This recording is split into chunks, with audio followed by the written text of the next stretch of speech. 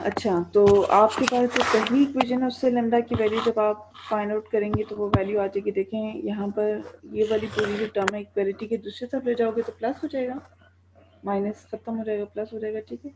और लैम्डा की क्योंकि आपने वैल्यू निकालनी है तो कीप लैम्डा देयर। ये जो 7 लैम्डा की जो जो चीज़ें मल्टीप्लाई हो रही हैं वो आर से डिवाइड हो जाएंगी, ठीक है। तो इसका मतलब है कि फ्रॉम फर्स्ट इक्वेशन लैम्डा की जो value it is R over alpha K की power alpha minus 1 and L की पावर 1 माइनस अल्फा, ठीक है। तो ये तो आप लोगों के पास लैम्डा की वैल्यू है फ्रॉम फर्स्ट इक्वेशन। इसी तरह आप लोगों ने लैम्डा की वैल्यू फ्रॉम सेकेंड इक्वेशन मालूम करनी है और दोनों को इक्वेट करना है, ठीक है। तो मैं साथ ही लिख रही हूँ, ये स्किप कर रही हूँ और साथ ही लिख रही हूँ। फ्रॉम सेकेंड इक्वेशन लैम्डा की वैल्यू आएगी डब्ल्यू ओवर 1 माइनस अल्फा ए अल्फा और एल की पावर माइनस अल्फा, ठीक है।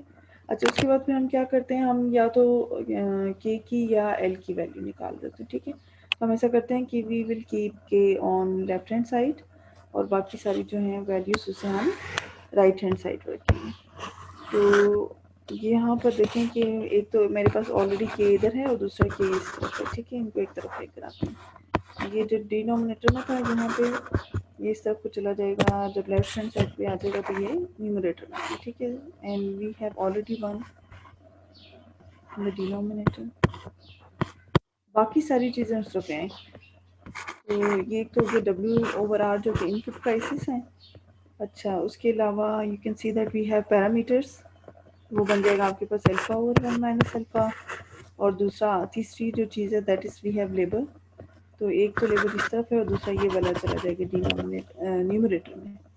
सो L raised to power 1 minus alpha and we already have L in the denominator.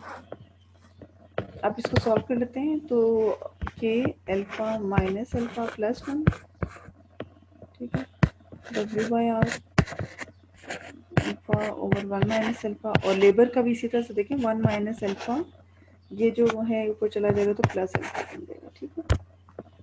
अच्छा, देन वी विल सॉल्व है। तो हमें पता चला कि ये दो कैंसिल हो रहे हैं और यहाँ पर भी दो चीज़ें कैंसिल हो रही हैं, ठीक है। ये के है जो कैंसिल, सॉरी अल्फा है जो कैंसिल हो रहा है। So we have now K equals to W over R alpha over 1 minus alpha और ये आप लोगों के पास के की वैल्यू आ गई है। अब क्या करना है, इसे थर्ड इक्वेशन में सब्स्टिट्यूट करना है। So this is the third equation. Third equation में मैं सब्स्टिट्यूट करना चाह रही हूँ जी, q इक्वल्स टू, ये थर्ड इक्वेशन को अगर मैं रीराइट करूँ तो ये जो q और ये माइनस साइन वाली जो है वो इक्वलिटी के दूसरी तरफ जो प्लस हो जाएगा, ठीक है। सो हमारे पास प्रोडक्शन फंक्शन वापस आ गया थर्ड इक्वेशन से। और इसमें मैंने क्या करना है, जो k की वैल्यू यहाँ पर निकाली है हमने, ये वैल्यू पुट कर देनी है इनटू थर्ड इक्वेशन, ठीक है।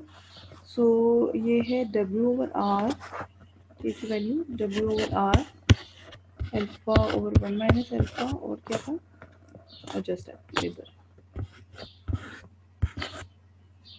इसकी के की पावर अल्फा है तो इन सब की होल पावर में अल्फा आ जाएगा और साथ लेबर जो है वो मल्टीप्लाई हो रहा है, ठीक है। अच्छा, नेक्स्ट आप क्या करेंगे कि क्योंकि आपको पता है कि a इंटू बी, अगर लेट्स कोई दो वेरिएबल्स हैं या एक A B C D X Y कर लेते हैं, दो वेरिएबल्स हैं आपके पास एक्स वाई है और उन दोनों की पावर में अगर क्यूब है लेट्स सपोज, इसका मतलब है कि एक्स के ऊपर भी क्यूब है और वाई के ऊपर भी क्यूब है। इसी तरह यहाँ पर देखिए होल पावर में अल्फा, तो इसका मतलब इन सब की पावर में अल्फा है, ठीक है। डब्ल्यू बाई आर की पावर में भी अल्फा है, अल्फा ओवर 1 माइनस अल्फा की पावर में भी अल्फा है एंड लेबर की पावर में भी अल्फा है, ठीक है। और एक लेबर आपके पास already we have outside the bracket. तो Q इक्वल्स टू आपके पास आ रहा है W over R then alpha over 1 minus alpha, ठीक है। और इस लेबर को हम जो है वो ज्वाइन करके लिख लेते हैं। अब देखें आपके पास पावर में अल्फा प्लस 1 माइनस अल्फा हो जाएगा, तो ये अल्फा और ये अल्फा तो कैंसिल हो जाएगा, तो we are left with just labour है, पावर में 1 है और ये सारी जो वैल्यूज़ हैं ये दूसरी तरफ जाके डिवाइड हो जाएंगी। यानी कि इसका मतलब है कि हमारे पास लेबर की वैल्यू क्या आ गई, लेबर की वैल्यू अगर मैं इसको यहीं पर रखा रहने दूँ और ये सारी चीज़ें इस तरफ ले जाऊँ, तो आंसर आ रहा है Q ओवर अच्छा एक और चीज़, चलो मैं इसको लिख देती हूँ, W/R और ये आपके पास आ गया। अच्छा अगर आप चाहते हैं इसको न्यूमरेटर में लिखना तो आप इसको ऐसे भी लिख सकते हैं, Q इक्वल्स टू R/W, ठीक है, और 1 माइनस अल्फा ओवर अल्फा, ये भी ऐसे लिख सकते हैं। यानी कि इसका मतलब है ये जो आपके पास रेशो की फॉर्म है, जब आप उसको दूसरी तरफ लेके जाएंगे W/R R/W हो जाएगा, और alpha over 1 minus alpha opposite, यानी इसका इन्वर्स क्या बनेगा, 1 माइनस अल्फा ओवर अल्फा, ठीक है। सो ये जो है this is called conditional input demand for labour. इसी तरह हमें कैपिटल का जो है वो कैलकुलेट करना है। सो फॉर कैपिटल, ये जो आपने इक्वेशन दोनों लेमडास को इक्वेट करके मालूम की थी, इसमें just we have to put the value of labour here, जो भी जो हमने मालूम की वो वैल्यू पे पुट करनी है, ठीक है। तो so I am going to do so. आपके पास आंसर क्या आता है, मैं कलर चेंज करके कैपिटल का बताती हूँ कि आपके पास इक्वल्स टू किसी इक्वल है W/R alpha over 1 minus alpha,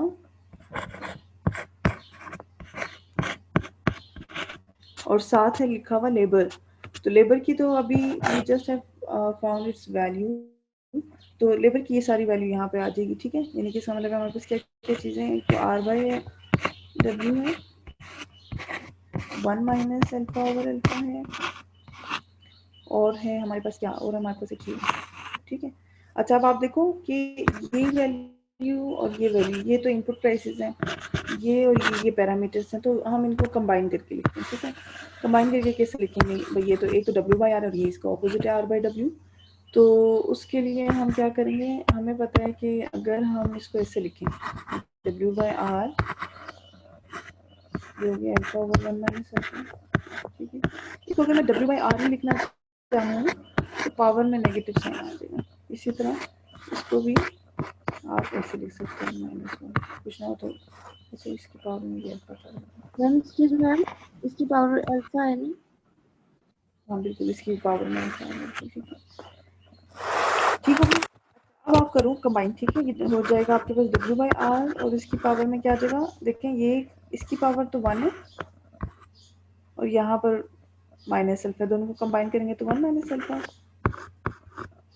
ठीक है।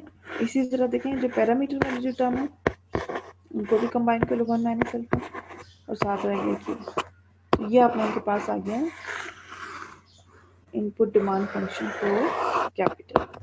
So this is so these two are conditional input demand functions, ठीक है।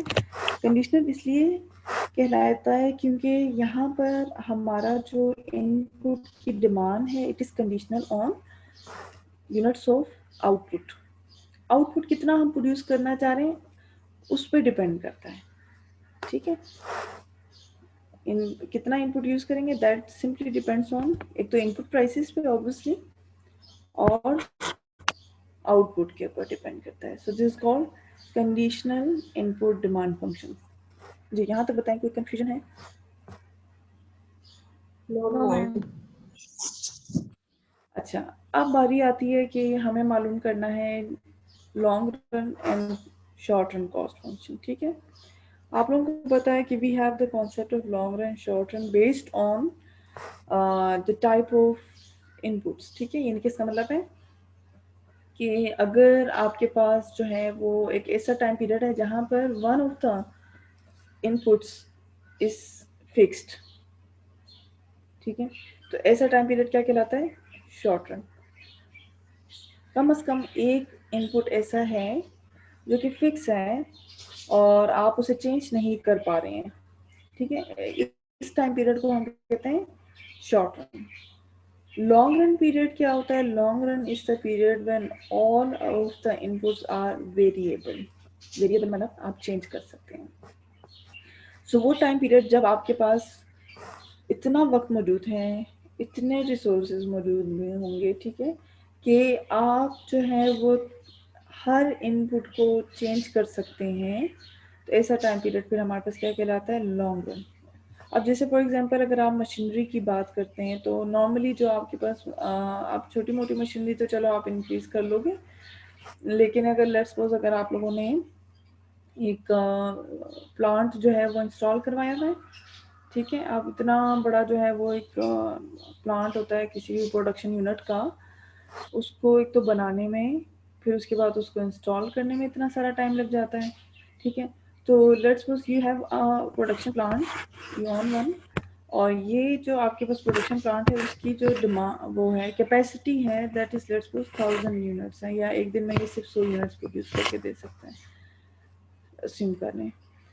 अच्छा, अब आपने देखा कि आपकी जो प्रोडक्ट है उसकी डिमांड बढ़ चुकी है और अब जो है वो आपको एक दिन में 200 प्रोड्यूस करके देने की ज़रूरत है, ठीक है। अब लेबर को बढ़ाने से तो ज़ाहिर बात है 100 यूनिट से ज़्यादा आप प्रोड्यूस नहीं कर पाएंगे क्योंकि कैपेसिटी ही 100 यूनिट्स है आपके जो प्लांट की इन अ डे। आपको क्या करना पड़ेगा, आपको या तो एक्सटेंशन करनी पड़ेगी एग्जिस्टिंग प्लांट की, या आपको एक न्यू प्लांट जो है वो इंस्टॉल करवाना पड़ेगा, ठीक है। तो इसका मतलब है कि ये जो भी मैंने आपको बताया था कि जो इतना बड़ा जो प्लांट होता है उसको एक तो बनाने में, देन उसको इंस्टॉल करने में काफ़ी अच्छा खासा टाइम लग जाता है, ठीक है। तो इसका मतलब है कि अगर हम ये बात करें कि ईजिएस्ट वे में भी प्लान, अगर आपका प्लांट इंस्टॉल हो रहा है तो हम अस्यूम कर लेते हैं कि 6 मंथ्स कम से कम आपको लगेंगे, ठीक है। तो इसका मतलब है कि 6 मंथ्स कम से कम आपको लगेंगे to increase the capital, machinery को बढ़ाने के लिए, to meet the increasing demand आपको कम से कम 6 महीने दरकार हैं, ठीक है। सो इट मीन्स कि 6 महीने तक you can not change your capital, sorry 6 month तक, 6 महीने तक आपका जो कैपिटल है वो कांस्टेंट है। तो इसका मतलब है कि जो 6 मंथ्स का जो अर्सा है this is called short run. After 6 months जो है वो आपकी मशीनरी, आपका प्लांट जो है वो तैयार हो जाएगा और इंस्टॉल करने के काबिल हो जाएगा, अब आप अपना कैपिटल चेंज कर सकते हो। तो इसका मतलब है 6 मंथ्स के बाद जो पीरियड है दैट्स बेसिकली द लॉन्गर। तो इसका मतलब ये हुआ कि आपके पास बेस्ड ऑन दिस टू आपके पास long run short run cost भी एग्जिस्ट करेगी। तो अगर हम बात करते हैं लॉन्ग रन कॉस्ट की, तो अभी मैंने आपको बताया कि लॉन्ग रन में आपके पास सारे के सारे वेरिएबल्स जो हैं, सॉरी सारे के सारे इनपुट्स जो हैं वो वेरिएबल है, यानी कि इसका मतलब है इतना टाइम है कि आप कैपिटल भी चेंज कर सकते हो, आप लेबर तो ऑलरेडी शॉर्ट रन में भी चेंज हो रहा होता है, ठीक है। इसके अलावा कोई ऐसी चीज़ नहीं है, कोई ऐसा इनपुट नहीं है जो कि फिक्स हो, तो ये पीरियड आपके पास जो है वो लॉन्ग रन है। तो हम लॉन्ग रन कॉस्ट की बात करें तो लॉन्ग रन जब हम कॉस्ट की बात करते हैं तो उसका मतलब है आपको जो कॉस्ट फंक्शन है ना उसमें फिक्स कॉस्ट आएगा या नहीं आएगा। वैसे तो हम कहते हैं ना कि आपको जो टोटल कॉस्ट होता है it is equal to fix cost plus variable cost. So अगर आपके शॉर्ट रन में, सॉरी आपके कॉस्ट फंक्शन में फिक्स कॉस्ट मेंशन आ रहा है, इसका मतलब है तभी तो हमने कहा था कि एक ऐसा टाइम पीरियड जब आपके पास सारे के सारे इनपुट वेरिएबल हैं वो लॉन्ग रन होता है, तो ये फिक्स किधर से आ गया। फिक्स का मतलब है कि ये हम बात कर रहे हैं शॉर्ट रन की, ठीक है। तो शॉर्ट रन में अगर आप लोग देख रहे हैं अपने कॉस्ट फंक्शन को तो आपके पास फिक्स कॉस्ट आएगा, लेकिन अगर आप लोगों के पास सिर्फ और सिर्फ वेरिएबल कॉस्ट है, फिक्स कॉस्ट है ही नहीं, ठीक है, तो ये वाला फिर आप लोगों के पास क्या कहना आएगा, दिस इज लॉन्ग रन। जैसे फॉर एग्जांपल मैं कहूँगी कॉस्ट आपके पास बराबर है किसके, it is equal to Q होता है ना, तो जैसे लेट ये है, ठीक है, ये आपके पास वैल्यू कौन है, ये शॉर्ट रन होगी या लॉन्ग रन होगी।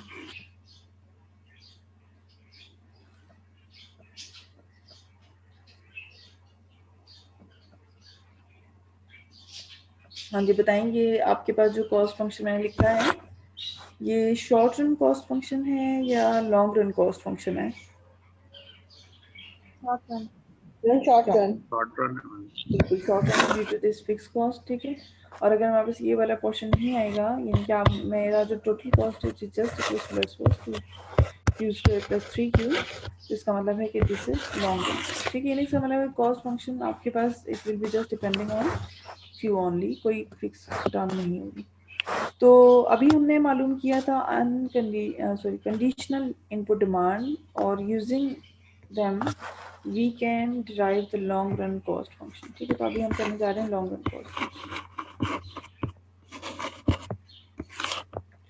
लॉन्ग रन कॉस्ट फंक्शन मालूम करने के लिए आपने क्या करना है, पहला स्टेप तो ये वाला है जो अभी हमने किया हुआ है, ठीक है। क्या है ये, आपने मिनिमाइज करना है कॉस्ट को सब्जेक्ट टू आउटपुट और लेबर और कैपिटल की वैल्यू फाइंड करनी है। This is the first step to find the long run cost function, ठीक है। सेकेंड स्टेप क्या है, once you have the value of L and K, आपने क्या करना है कि जो कॉस्ट फंक्शन की जो आइडेंटिटी है, क्या थी आइडेंटिटी, आर के, मर्जी है जो भी पहले लिख लो, लेकिन चलो क्योंकि हमने आर के पहले लिखा है, ये आप लोगों की कॉस्ट फंक्शन की आइडेंटिटी है। इसमें आपने कैपिटल और लेबर की वैल्यू मालूम करके फाइंड आउट इसमें पुट कर देंगे, ठीक है। हमने फाइंड आउट की हुई है, ये दो वैल्यूज हैं, ठीक है, 1 बाय 1 पुट करते हैं।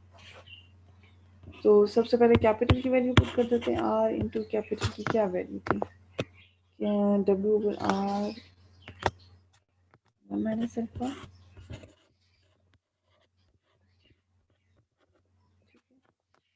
अच्छा उसके अलावा अल्फा ओवर 1 माइनस अल्फा की भी पावर 1 माइनस अल्फा,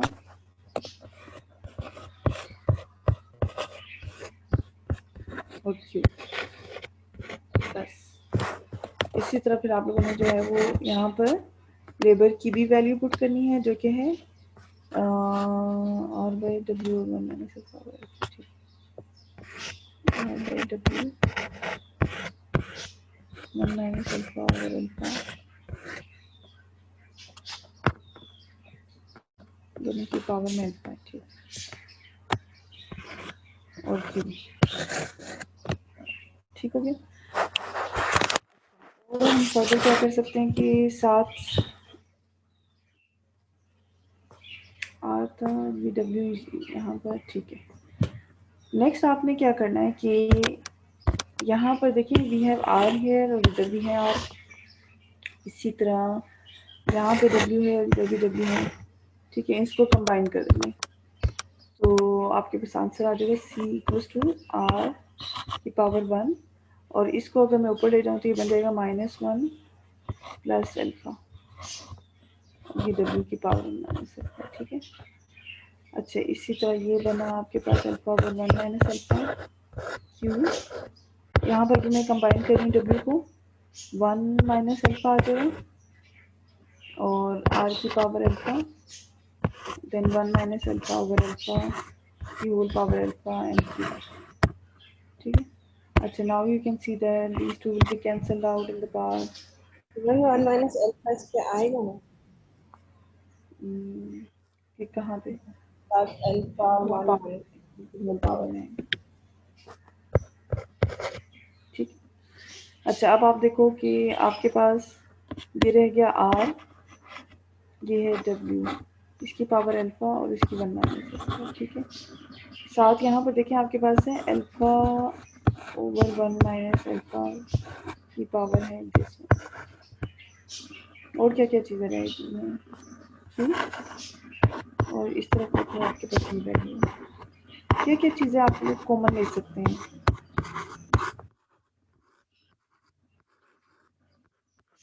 एक तो आप देखो आर बिल्कुल सेम है दोनों टर्म्स में, आप लोग आर कॉमन ले सकते हो, डब्ल्यू भी सेम है दोनों तरफ, दोनों टर्म्स में, तो डब्ल्यू भी कॉमन ले लिया, we have Q in common also, ये रहा क्यू, ठीक है। ये चीज़ें हम कॉमन ले सकते थे ना। और फिर अब हम देखते हैं कि ब्रैकेट में हमारे पास क्या क्या चीज़ें रह गई हैं। ब्रैकेट में एक तो रह गया है अल्फा की पावर 1 माइनस अल्फा, और इस तरफ क्या लिखा है जी, ये है प्लस करके 1 माइनस अल्फा ओवर अल्फा। तो ये रहा आप लोगों के पास लॉन्ग रन कॉस्ट फंक्शन, ठीक है।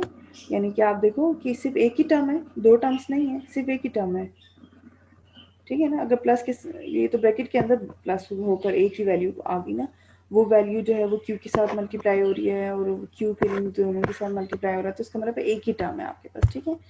सो क्या चीज़ पता चली, इसका मतलब है कि आपके पास सिर्फ एक टर्म है और उस टर्म में भी क्यू है, वी है क्यू है, तो ये आएगी आपके पास लॉन्ग रन कॉस्ट फंक्शन, ठीक है, क्योंकि हमें पता है ना कि कॉस्ट किस पे डिपेंड करता है, cost is the function of output.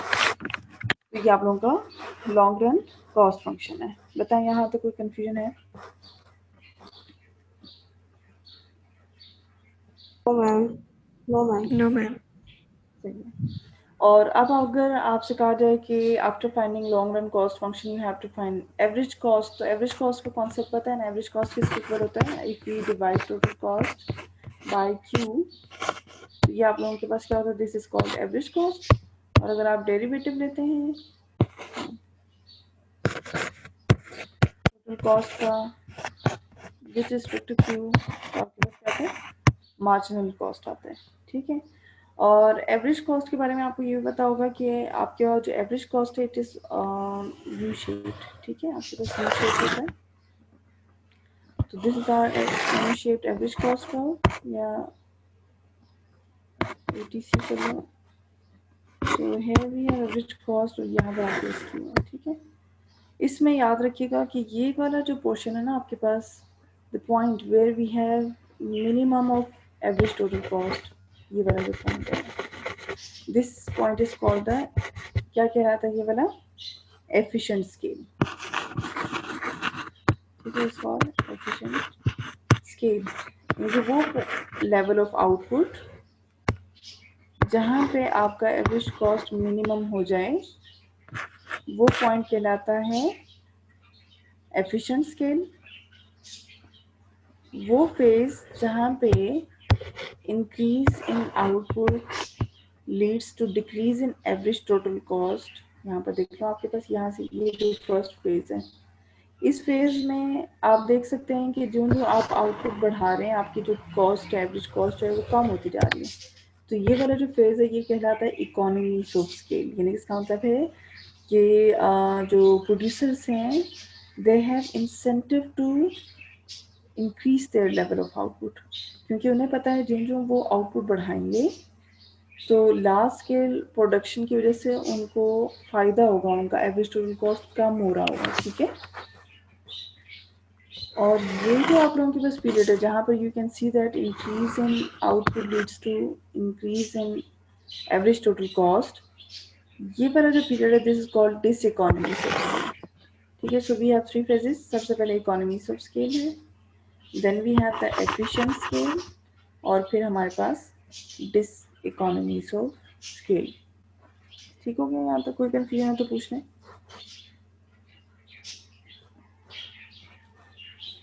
No ma'am.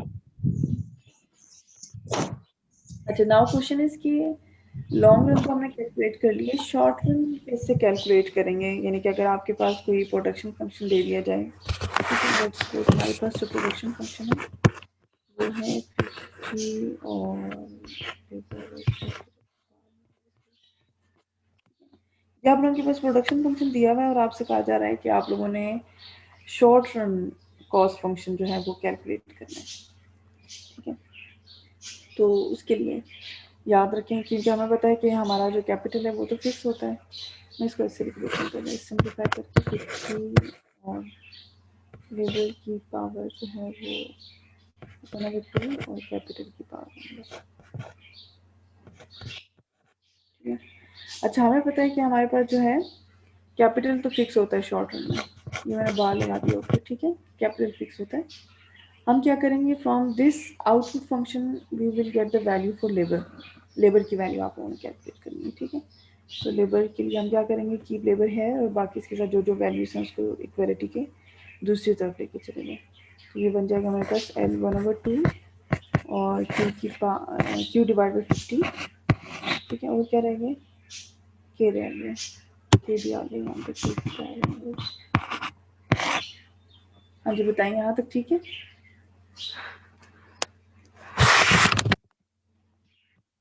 Yes yes ma'am. Ma'am. हाँ, अब आप लोगों ने क्या करना है कि लेबर की वैल्यू कैलकुलेट करनी है ना, खाली लेबर होना चाहिए ऑन लेफ्ट हैंड साइड। अभी तो आपके पास पावर में 1/2 भी है, ठीक है। एक मिनट में चार्ज लगा दें।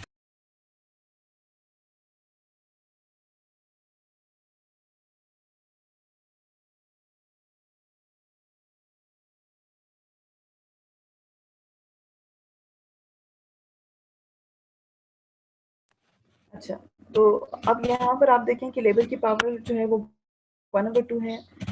1/2 को ख़त्म करने के लिए हमें क्या करना है, किसी भी चीज़ की पावर में अगर 1/2 है लेट्स सपोज, तो आपने क्या करना है, उसको 2 से मल्टीप्लाई करना है ना, ताकि ये कैंसिल हो जाए और पावर में खाली 1 हो जाए।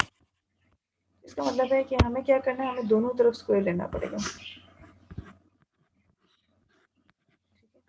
ये का भी स्क्वायर ले लिया, इसका भी स्क्वायर आ गया, 50 का स्क्वायर बन जाएगा 2500 और ये की पावर 1/2 का भी स्क्वायर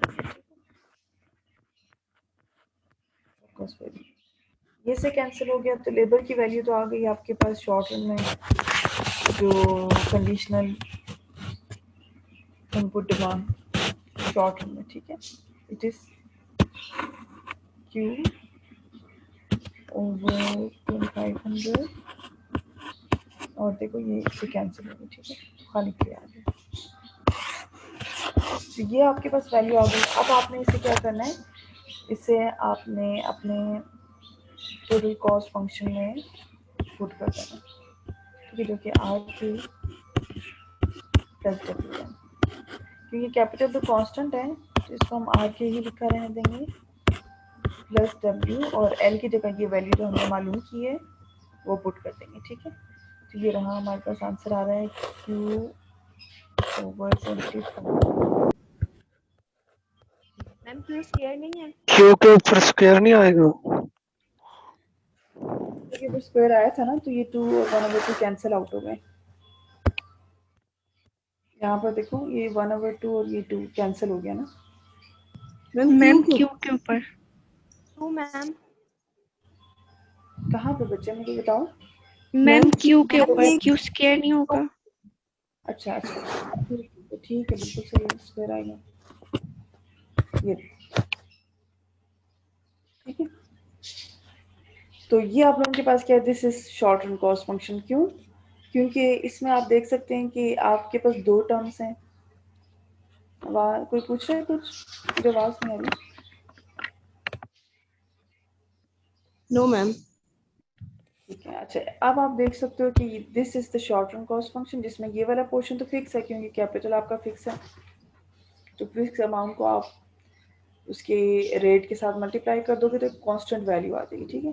तो ये तो हो गया आपके पास फिक्स पोर्शन या फिक्स कॉस्ट, और ये जो है ये आपके पास क्या है, दिस इज वेरिएबल कॉस्ट, क्योंकि इस तरफ आप देख सकते हैं कि वी हैव क्यू, ठीक है। So this is our short run, यहाँ पे मैं एस लिख देती हूँ, short run total cost function, ठीक है। इसी तरह अगर आप लोगों ने जो है वो इसका एवरेज मालूम करना है, यानी कि शॉर्ट रन एवरेज कॉस्ट मालूम करना है, तो सिंपली आप इसी वैल्यू को जो अभी आप लोगों ने कैलकुलेट किए हैं पूरे को क्यू से डिवाइड कर देंगे, ठीक है। तो अगर मैं क्यू से डिवाइड कर दूँ तो क्या वैल्यू आएगी आपके पास, एक तो आर के ओवर क्यू हो जाएगा, ठीक है, और इस तरफ आ जाएगा डब्ल्यू क्यू ओवर 2500 के, ठीक है। तो ये आप लोगों के पास आ जाएगा long short run total cost function, short run average cost function. और इसी तरह अगर इसमें आपको कहा जाए कि जी फर्दर आप लोग बताओ कि what will be the value if R दे दिया जाए कि आर आपके पास लेट्स सपोज 10 है, वेज भी लेट्स सपोज 10 है, और कैपिटल लेट्स सपोज आपका जो है वो 20 है, ठीक है। सिंपली आपने जो वैल्यू पुट कर देनी है आर की, के की और डब्ल्यू की, ठीक है, तो आपके पास एक फॉर्म आ जाएगी कॉन्स्टेंट्स के साथ। ठीक हो गया, यहाँ तक समझ आ गई सबको, short run cost function long run cost function कैसे कैलकुलेट करते हैं। Yes ma'am. Yes ma'am. और लॉन्ग रन कॉस्ट फंक्शन क्योंकि मैंने अभी आप लोगों को जनरल फॉर्म में करवाई हुई है ना, ये देखें प्रोडक्शन फंक्शन में जनरल फॉर्म लिया था।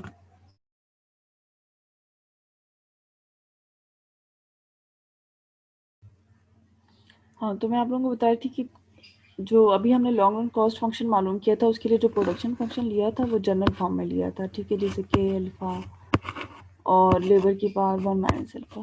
तो आप लोग प्रैक्टिस कर लीजिएगा डिफरेंट प्रोडक्शन फंक्शंस के साथ, जैसे कि पावर जो है वो 0.23 है और लेबर की जो पावर है वो क्या देगी 7 7 कुछ इस तरह से, सॉरी 8 7 आ गया। तो इस तरह से डिफरेंट जो है वो प्रोडक्शन फंक्शन अस्यूम कर लें, ठीक है, और आप लोगों ने सॉल्व कर लेना है। अच्छा, तो ये तो आप लोगों के पास था कॉस्ट फंक्शन। कॉस्ट फंक्शन हमने कवर कर लिया है, ठीक है। कितना टाइम रह गया? 4 मिनट रहते 9 होने में, ठीक है। मैं आप लोगों को जो है वो स्टार्ट करवा देती हूँ परफेक्ट कंपटीशन, उसके बाद फिर आप लोगों का जो है वो प्रेजेंटेशन स्टार्ट हो जाएगी, ठीक है। अच्छा, तो आपका जो टॉपिक है perfect competition, we are starting now the markets perfect.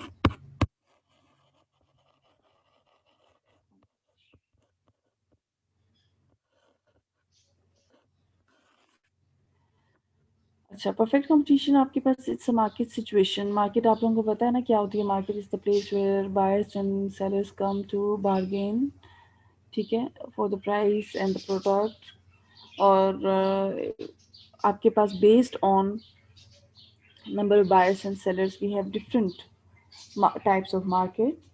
जो perfect competition है ये क्या है? This is the market situation where we have large number of buyers and sellers, ठीक है। आपके पास buyers and sellers बहुत ज़्यादा तादाद में मौजूद होते हैं, ठीक है।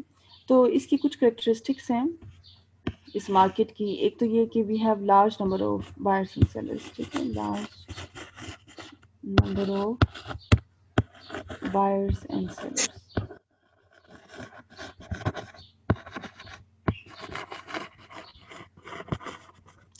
सेकंड आप लोगों के पास क्या है इसमें कि हर जो सेलर होता है will be selling the same या होमोजीनियस प्रोडक्ट, ठीक है। यानी कि आपके पास आइडेंटिकल प्रोडक्ट्स होंगे जो हर कोई सेल आउट करेगा।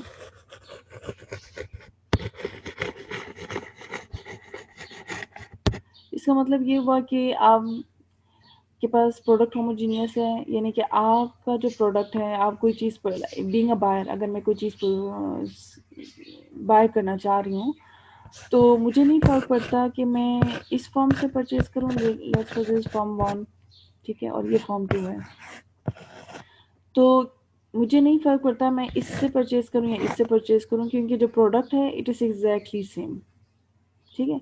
जैसे फॉर एग्जांपल आपके पास है सॉल्ट, व्हीट हो गया, ठीक है, कोल हो गया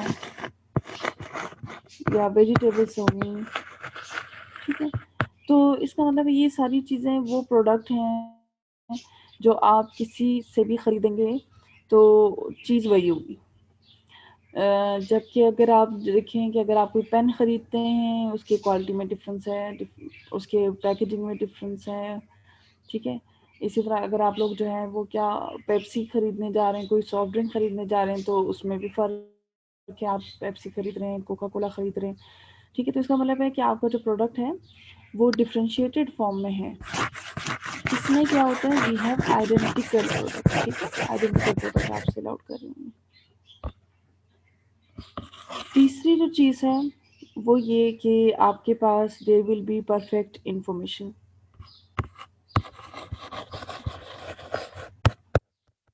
परफेक्ट इंफॉर्मेशन का क्या मतलब है? परफेक्ट इंफॉर्मेशन का मतलब है कि हर सेलर को पता होगा कि what will be the price at which he will be selling his product.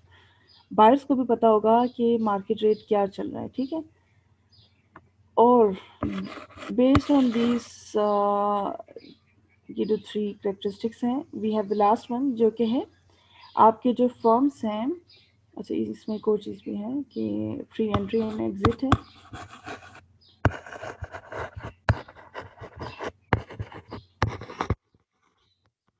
Free entry and exit क्या है कि अगर किसी फर्म को लग रहा है कि जी it's profitable for him to enter into the market, he can enter into the market without any barrier, ठीक है। कोई उसके लिए मुश्किल नहीं होगी, कोई मोनोपोली पावर नहीं है जो उसको रोक सके। इसी तरह अगर उसको लगता है कि वो लॉस फेस कर रहा है तो आराम से वो मार्केट से निकल सकता है, ठीक है, उसके ऊपर कोई कंपल्शन नहीं है। तो सो फर्म्स के पास फ्री एंट्री फ्री एग्जिट है, ठीक हो गया। और लास्ट वन आपके पास है कि the firms are price taker.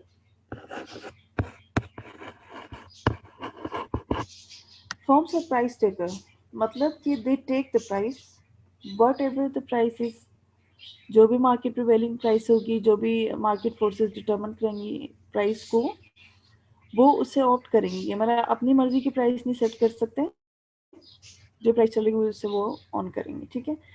और प्राइस टेकर इसलिए भी हैं because we have large number of sellers here, ठीक है। एक सिंगल सेलर अपनी मर्जी से अगर प्राइस चेंज भी करता है तो उसकी वजह से पूरे मार्केट की प्राइस के ऊपर कोई फर्क नहीं पड़ेगा, क्योंकि उसका contribution into the whole market is the smallest one, ठीक है। उसका जो प्रोपोर्शन आएगा या उसका proportion in comparison to the whole market will be small, ठीक है। जैसे आप कहें कि जी हज़ारों लोग जो है वो बेच रहे हैं एक ही चीज़, उसमें से अगर मैं प्राइस हाई कर दूंगी और ये सोचूंगी कि मेरे प्राइस हाई करने से जो है वो इक्विलिब्रियम प्राइस के ऊपर कोई फ़र्क पड़ेगा, तो कोई फ़र्क नहीं पड़ेगा। नुकसान आपको होगा, क्या नुकसान होगा कि क्योंकि सबको पता है कि बाकी जगहों पे प्राइस जो है वो सस्ती है, तो आपसे लोग लेना छोड़ देंगे, ठीक है। तो एट द एंड आपका भी डिसीजन यही होगा कि आपने प्राइस वही चार्ज करनी जो मार्केट प्रिवेलिंग है। तो these are the 5 characteristics of perfect competition, ठीक है। अच्छा, क्योंकि हमने बात की कि परफेक्ट कंपटीशन में प्राइस जो है वो टेक करते हैं, they are not price makers, अपनी प्राइस वो सेट ही नहीं कर सकते। तो रेवेन्यू कैसे कैलकुलेट करेंगे हम? रेवेन्यू इज इक्वल टू किसको बोलता है, पी इंटू क्यू के इक्वल होता है, ठीक है। So as we know that he the firm can not change the price, price तो वो चेंज नहीं कर सकता। जब वो प्राइस नहीं चेंज कर सकता तो इसका मतलब है कि आपका जो रेवेन्यू है it is directly proportional to output. आप रेवेन्यू कैसे बढ़ा सकते हो? प्राइस तो आप बढ़ा ही नहीं सकते, आप आउटपुट बढ़ाकर अपना रेवेन्यू इंक्रीज कर सकते हो, ठीक है। तो रेवेन्यू इंक्रीज करने का एक ही तरीका है, that is to increase the output. Then marginal revenue, total average revenue कैसे कैलकुलेट करेंगे? एवरेज रेवेन्यू के लिए द फॉर्मूला इज कि आप अपने रेवेन्यू को क्यू से डिवाइड करते हो, ठीक है। So here is P into Q, और आप जब इसको क्यू से डिवाइड कर दोगे तो we will have just P. इसका मतलब है कि आपका जो एवरेज रेवेन्यू है वो किसके इक्वल आया? पी के इक्वल आ गया। Similarly to find marginal revenue, marginal revenue मालूम करने के लिए आपने क्या करना है, अपने रेवेन्यू फंक्शन का डेरिवेटिव लेना है which is equal to Q. तो रेवेन्यू हमारे पास किसके इक्वल है? It is equal to P into Q, जो हम, और इसमें आप देख सकते हैं कि P is constant, so you have to keep constant aside and take derivative of Q only with respect to Q, ठीक है। So these two will be cancel, ये कैंसिल हो गया। तो इसका मतलब है कि marginal revenue is also equal to P. Average revenue भी पी के इक्वल है, मार्जिनल रेवेन्यू भी पी के इक्वल है, दोनों ही पी के इक्वल है, ठीक है। अच्छा, तो यहाँ पर इसका मतलब है कि अगर मैं ग्राफ ड्रॉ करूँ एवरेज रेवेन्यू और मार्जिनल रेवेन्यू का,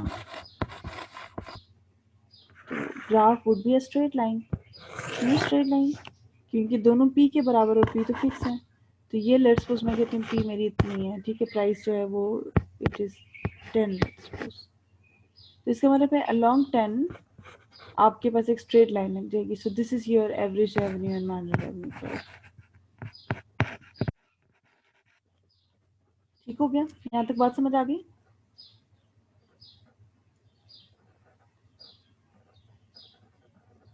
हाँ जी बताएं, Yes, समझ ma'am. आई? ठीक है। अच्छा, दूसरा एक और चीज़ याद रखें कि आपके पास प्री एंट्री और एग्जिट के लिए जो टाइम है ना वो लॉन्ग रन का है, ठीक है। यानी कि लॉन्ग रन में we have free entry and exit, short run में प्री एंट्री एग्जिट नहीं है, ठीक है। शॉर्ट रन में तो अभी वो डिसीजन मेकिंग प्रोसेस में होंगे। तो लॉन्ग रन में we have the option of free entry and exit. तो इसका मतलब ये हुआ कि आपके पास जितने भी फर्म्स हैं they would be supplying a level. Short run में अगर आप अपना डिमांड कर्व की बात करें तो you will be having horizontal demand curve in case of perfect competition, ठीक है। शॉर्ट रन में आपके पास डिमांड कर्व क्या होता है? हॉरिजॉन्टल होता है, क्योंकि प्राइस तो चेंज होने से रही, प्राइस पे तब फर्क पड़ेगा ना जब आपके पास नई फॉर्म सेंटर हो सकें और फिर आपके पास ओवरऑल सप्लाई बढ़ जाएगी तो फिर प्राइस चेंज होगी। तो लॉन्ग रन में तो प्राइसेस चेंज हो जाएंगी, लेकिन शॉर्ट रन में क्योंकि हमें पता है कि प्राइस तो फिक्स रहेंगी और हर फॉर्म उसी फिक्स प्राइस को देख के अपने डिसीजंस को ले रहा है। तो डिमांड कब होता क्या है? Demand is basically the relation between price and quantity, ठीक है। तो नॉर्मली तो हम कहते हैं कि इट्स नेगेटिव स्लोप, कि हम जो प्राइस को कम करते हैं डिमांड बढ़ जाती है। लेकिन यहाँ पर प्राइस तो हम चेंज नहीं कर सकते, क्योंकि हम प्राइस को नहीं चेंज कर सकते, so they won't be any negatively slope demand curve here, price change नहीं हो सकती। ठीक है।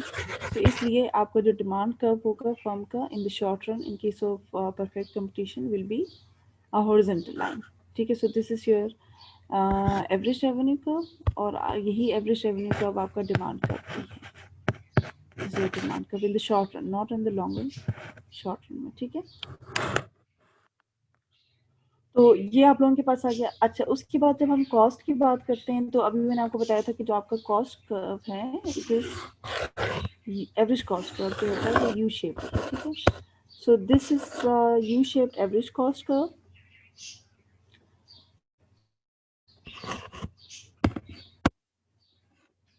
और आपका जो मार्जिनल कॉस्ट कर्व है it always cuts average cost curve at the lowest point. ठीक है। So this is the lowest point, और यहाँ पे एम सी जो है मार्जिनल कॉस्ट इसको कट कर रहा है इसके लोएस्ट पॉइंट के ऊपर। ठीक है। तो ये आप लोगों के पास एवरेज कॉस्ट और मार्जिनल कॉस्ट कर्व है। इसमें आप देख सकते हैं कि ये जो आपका एम सी है, ठीक है।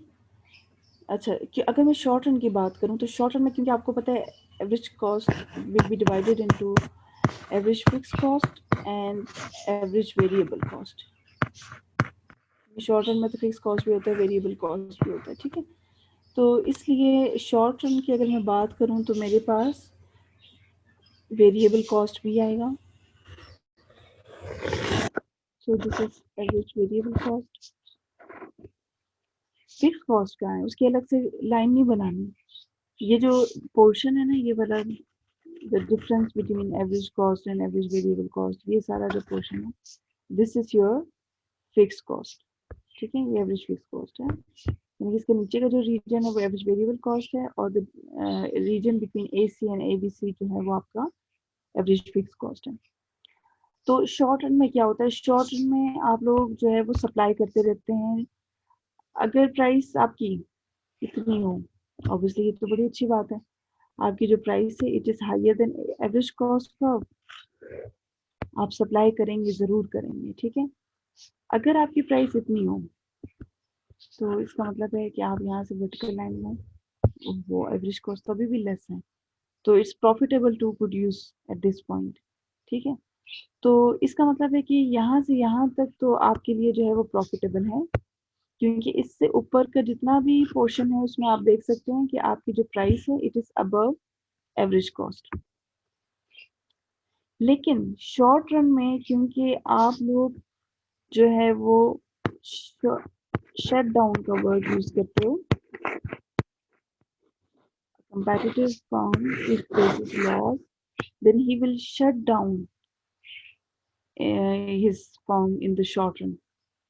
लॉन्ग रन में वर्ड यूज होता है एग्जिट का। ठीक है।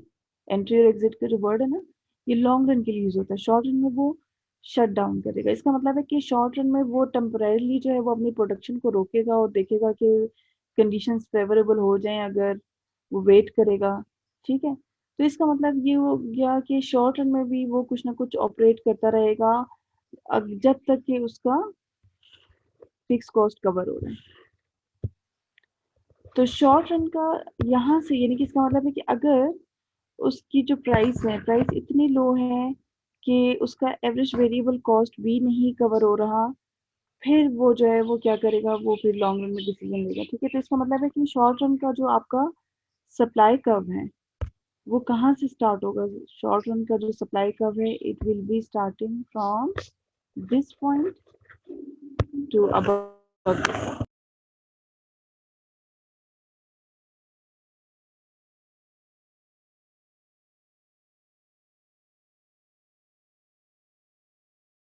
हाँ जी, ये चीज़ समझ आ गई कि नहीं? आपके पास जो मार्जिनल कॉस्ट कर्व है above average variable cost curve is the firms short run supply curve.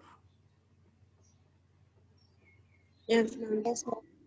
ठीक है। अच्छा, तो ये तो सारी कहानी होगी शॉर्ट रन की। लॉन्ग रन में क्या होता है, लॉन्ग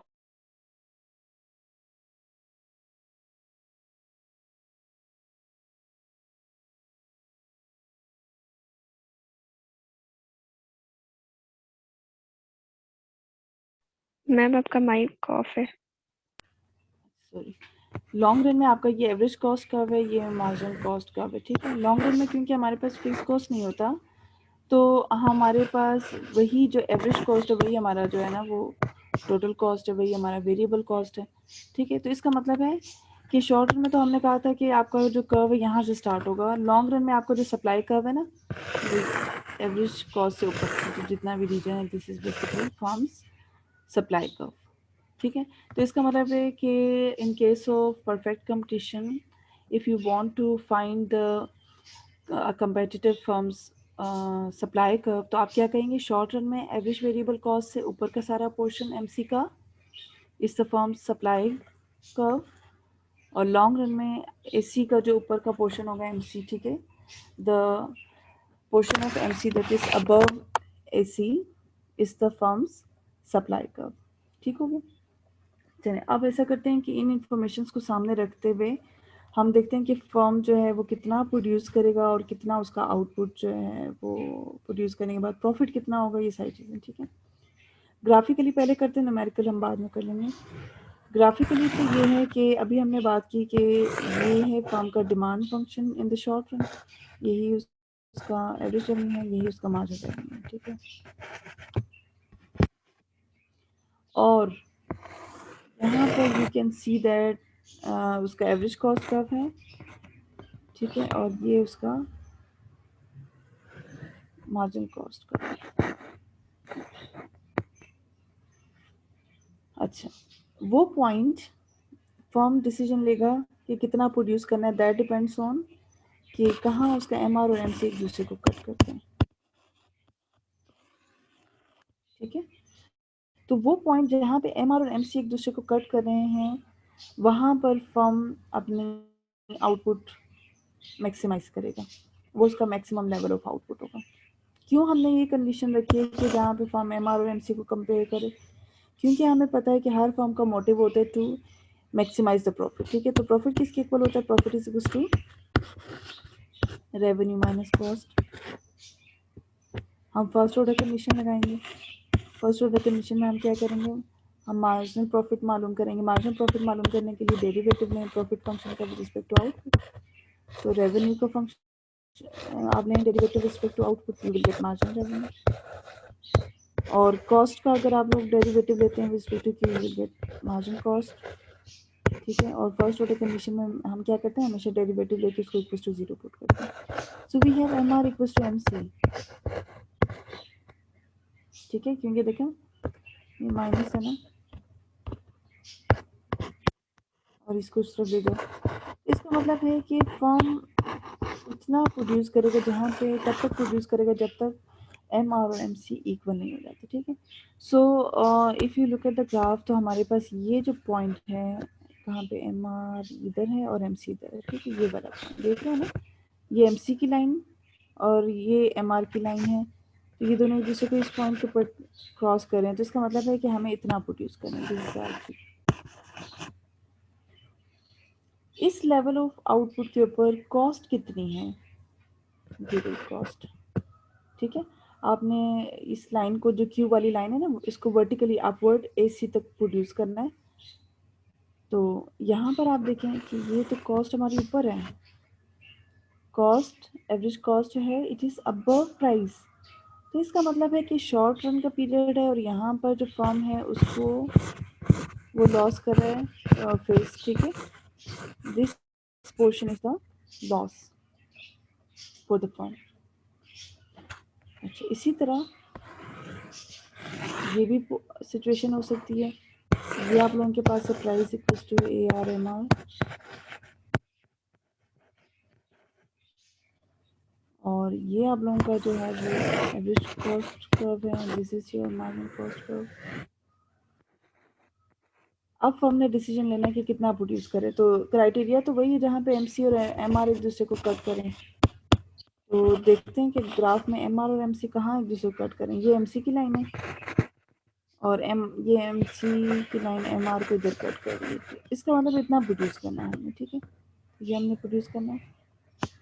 अब हम देखेंगे ये जो वर्टिकल लाइन है इसने एसी को कहाँ कट किया है, यहाँ पे इधर कट किया है एसी को, इतनी कॉस्ट हम बेयर कर रहे हैं, ठीक है। तो इसका मतलब प्राइस इज अबव कॉस्ट।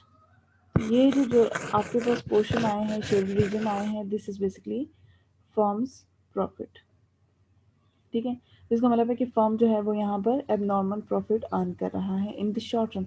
सो ये दोनों सिचुएशन पॉसिबल है इन द शॉर्ट रन, कि हो सकता है वो लॉस फेस कर रहा हो सकता है वो प्रॉफिट अर्न कर रहा हो, ठीक है, एबनॉर्मल प्रॉफिट अर्न कर रहा हो।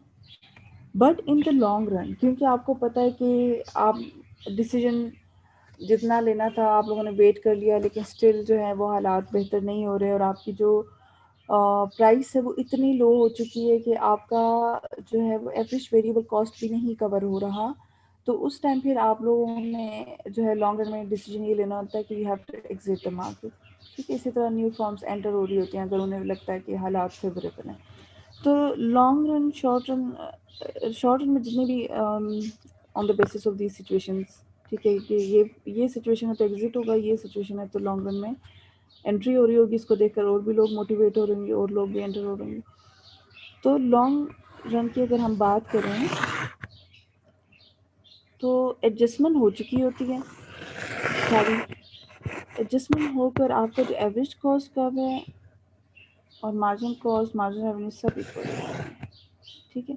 सो this is your average revenue and margin revenue curve. और इसी हॉरिजॉन्टल लाइन के ऊपर एसी का लोएस्ट पॉइंट टच कर रहा होगा, ठीक है, और इसी एसी के लोएस्ट पॉइंट के ऊपर एमसीबीज को कट कर रहा होगा। सो यहाँ पर यू कैन सी दैट कि आपका जो क्राइटेरिया था M R should be equal to M C, it meets here यहाँ पर। So this is the firm's maximum level of output और कितना वो प्रॉफिट अर्न कर रहा है लॉन्ग रन में।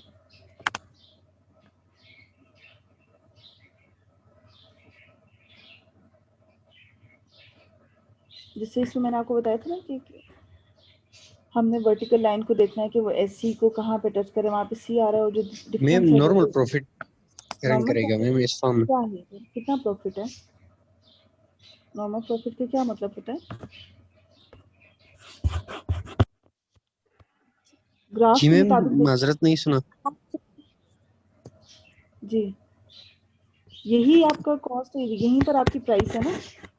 तो इसका मतलब है कि यहाँ पर आपका डिफरेंस क्या आ रहा है, जीरो।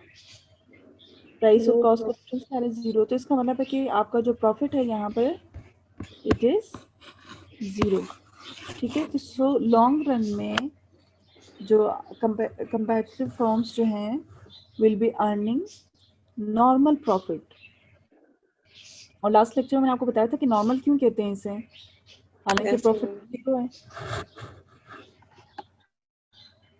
मैम इसलिए क्योंकि इसके अंदर वो इंट्रिंसिक और एक्सट्रिंसिक कॉस्ट होती है ना।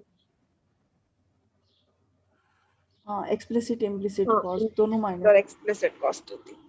Yes ma'am. ठीक है। क्योंकि हमने बात की थी कि जो आपका इकोनॉमिक कॉस्ट है that is basically sum of implicit and explicit cost, and whenever an economist talks about profit, तो इसका मतलब है कि वो प्रॉफिट कैलकुलेट करने के लिए रेवेन्यू में से खाली एक्सप्लिसिट कॉस्ट नहीं माइनस कर रहा, वो बल्कि इम्प्लिसिट भी माइनस कर रहा है, ठीक है। तो इसका मतलब है कि वो अपने टाइम और एफर्ट का पैसा भी रख रहा है और उसके बाद फिर इजाफी उसका जो है वो प्रॉफिट ज़ीरो है, ठीक है। तो इन case of perfect completion firms will be earning normal profit, ठीक है, और ये सिचुएशन होगी इन द लॉन्ग रन। ठीक हो गया, यहाँ तक बताएं, कोई कंफ्यूजन है? No ma'am. नहीं, ठीक है। No ma'am. ठीक है बच्चे, तो ये आप लोगों के पास था। आप देखते हैं कि अगर फर्म ने डिसीजन लेना है कि कोई भी क्वेश्चन हम देख लेते हैं, ठीक है, कि कितना वो प्रोड्यूस करे, क्या वो प्राइस चार्ज करें। तो उसके लिए एक मिनट में ज़रा क्वेश्चन कोई देख लेते हैं।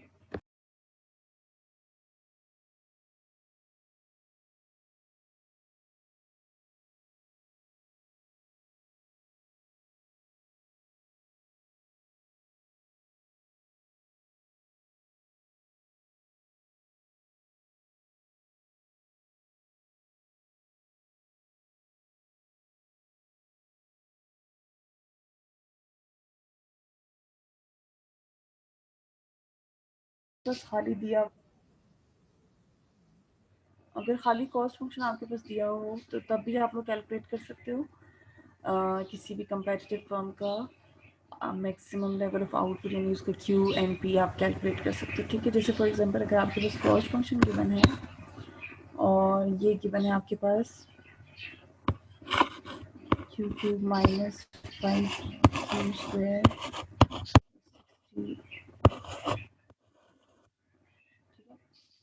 तो कॉस्ट फंक्शन आपके पास गिवन है और आपने बताना है फर्म का आउटपुट लेवल और भी कैलकुलेट करके बताना है, प्रॉफिट भी कैलकुलेट करके बताना है। ठीक है, तो उसके लिए देखिए हम क्या करेंगे। आपने सबसे पहले देखें, एक तो क्राइटेरिया आपने देखा था लॉन्ग रन में, लॉन्ग रन में हमने कहा था कि जहाँ एसी मिनिमम पर होता है उसी पॉइंट पे एमसीयू को कट करता है, उसी पॉइंट पे एमआर और एमसी भी उसके इसको टच कर रहे होंगे। इसका मतलब है कि मैंने जो बात स्टार्ट की वो की कि जहाँ पे एसी मिनिमम होगा। ठीक है, तो इसका मतलब ये हुआ कि यहाँ पर हम क्या करेंगे, यहाँ पर हम अपने एवरेज कॉस्ट को पहले कैलकुलेट करेंगे। एवरेज कॉस्ट कैलकुलेट करने के लिए क्या करना पड़ता है, कॉस्ट को क्यू से डिवाइड करना पड़ता है। ठीक है, ये आपके पास आ गया Q square minus 5q plus 60। ठीक है, अब आपने क्या करना है, क्योंकि हमें यहाँ पे लिखा हुआ था कि जी जहाँ पे स्लोप ऑफ एसी जो है वो मिनिमम पॉइंट पर हो, इसका मतलब है स्लोप ऑफ एसी मालूम करना है। Slope of AC, slope of AC जब भी आपको किसी भी फंक्शन का स्लोप मालूम करना हो तो means we have to take derivative. ठीक है, स्लोप मालूम करने के लिए क्या करते हैं, डेरिवेटिव लेते हैं। इट मीन्स कि यहाँ पर मैं लेने जा रही हूँ डेरिवेटिव, आंसर 2q माइनस 5 आ गया और ये तो कांस्टेंट 0 हो गया। ठीक है, अच्छा ये तो आ गया स्लोप ऑफ एसी। अच्छा, उसके बाद अगली जो कंडीशन पूछी हुई है वो ये कि जहाँ पे हमने कहा था, खाली ये नहीं कि slope of AC, slope of AC हमने कहा था जहाँ पे मिनिमम हो। और आपको पता है कि जब भी किसी भी फंक्शन का आपने मिनिमम या मैक्सिमम पॉइंट ढूंढना हो तो आपको पता है चाहे वो मिनिमम पर हो या चाहे मैक्सिमम पर हो, स्लोप ऑफ द फंक्शन क्या होता है। अब देखिए ना कि यहाँ पर मिनिमम पॉइंट का मैंने स्लोप मालूम करना था तो उस वहाँ पर मैंने एक टेंजेंट लाइन ड्रॉ कर दी है और वो जो टेंजेंट लाइन आई है वो हॉरिजॉन्टल आई है। हॉरिजॉन्टल लाइन का स्लोप हमेशा क्या होता है, 0। ठीक है, इसी तरह अगर आपने मैक्सिमा भी कभी मालूम करना हो तो याद रखें कि मैक्सिमम फंक्शन के ऊपर भी देखें slope of the function is 0, क्योंकि जब आप टेंजेंट लाइन ड्रॉ करते हैं तो वो हॉरिजॉन्टल होती है। ठीक है, तो यहाँ पर आप देख सकते हैं कि एसी जो है उसका मिनिमम पॉइंट और मिनिमम पॉइंट के ऊपर जो टेंजेंट लाइन है हॉरिजॉन्टल है, तो इट मीन्स कि आपने क्या करना है, स्लोप ऑफ एसी को 0 के इक्वल पुट कर देना है to find the minimum of AC. ठीक है, तो इसको इक्वल टू 0 पुट कर दिया तो अब आप देखें कि आपके पास वैल्यू क्या आ रही है, 2q equals to 5 and q equals to 2.5। Means कि we have to produce 2.5 units. ठीक है, 2.5 यूनिट्स आप प्रोड्यूस करेंगे। अगली जो चीज़ है वो ये है कि आपने बताना है कि व्हाट इज़ द प्राइस। अब आप देखें कि आप इस लाइन को देखो, यही पॉइंट है जहाँ पे आपका A R M R equal है, यहीं पर ए सीज को टच कर रहा है, यहीं पर एम सी डीज को क्रॉस कर रहा है। ठीक है, तो इसका मतलब है कि in case of long run and if the firms are operating as competitive firms, तो उस केस में आपके पास ये सिचुएशन आती है कि प्राइस और ये सारी इक्वल होती है। ठीक है, so for a comparative firm आपके पास जो प्राइस अगर आपने कैलकुलेट करनी है तो आप सिंपल क्या करोगे कि प्राइस क्योंकि एसी की इक्वल होती है और एसी भी हम मालूम कर चुके हैं, मालूम करने के बाद पता चला कि एसी आपके पास Q square minus 5q plus 60 के इक्वल है। ठीक है, तो आप यहाँ पर क्या करेंगे, क्यू की जगह वैल्यू हम 2.5 पुट कर देंगे, 2.5 का स्क्वायर माइनस 5 और क्यू की जगह 2.5 प्लस 60। ठीक है, कैलकुलेट करें जरा, आंसर बताएं क्या आता है।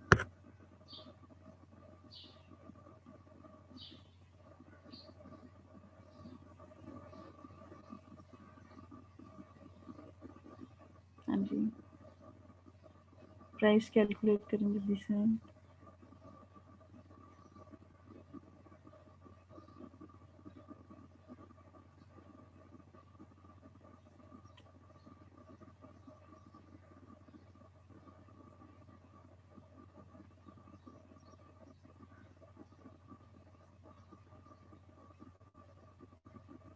2.5 का स्क्वायर क्या आ रहा है? मैम 6.25. 5 और 2.5 को 5 से अगर मल्टीप्लाई करें तो 10.5 12.5. ठीक है, और प्लस 6. ठीक है, अब बताएं प्राइस क्या थी? 53.75. So 53.75 is the answer. ये हमारी प्राइस हो जाएगी. प्रॉफिट कैसे कैलकुलेट करेंगे? प्रॉफिट के लिए सबसे पहले तो आपको रेवेन्यू कैलकुलेट करना है. रेवेन्यू आपके पास किसके इक्वल है? Price into point. प्राइस अभी आपने बताई 53 पॉइंट क्या बताया था 75 और क्यू हमारे पास कितना आता है 2.5. इन दोनों को मल्टीप्लाई करते हैं, रेवेन्यू आ गया. कॉस्ट क्या करें? कॉस्ट के लिए कॉस्ट फंक्शन तो गिवन ही है ना, तो क्यू की जगह आपने जो है वो वैल्यू 2.5 पुट कर देनी है, तो कॉस्ट आ जाएगा. और प्रॉफिट मालूम करने के लिए आप क्या करेंगे? रेवेन्यू माइनस कॉस्ट करेंगे. मोस्ट प्रोबेबली आपका आंसर 0 ही आएगा. ठीक है, क्योंकि परफेक्ट कंपटीशन के केस में फर्म्स जो है वो नॉर्मल प्रॉफिट अर्न करती हैं. ठीक हो गया? यहाँ तक समझ आ गई सबको परफेक्ट कंपटीशन का केस? Yes, ma'am. ठीक है, Yes, ma'am. सही. तो ये आप लोगों का था परफेक्ट कंपटीशन का. ठीक है, और इंशाल्लाह नेक्स्ट क्लास में हम फिर मोनोपोली स्टार्ट करेंगे. ठीक है, तो अभी जो है वो अब लेक्चर को यहीं पे मैं एंड कर रही हूँ और आप लोगों की प्रेजेंटेशन स्टार्ट हो जाएगी. ठीक है, आफ्टर 10 मिनट्स. वो लोग जिनका टॉपिक है or not, they should be ready for the presentation. ठीक है, तो 10 Okay, मिनट्स हैं, 10 मिनट्स के बाद ज्वाइन कर लें. ठीक है, okay, ma'am. चलिए.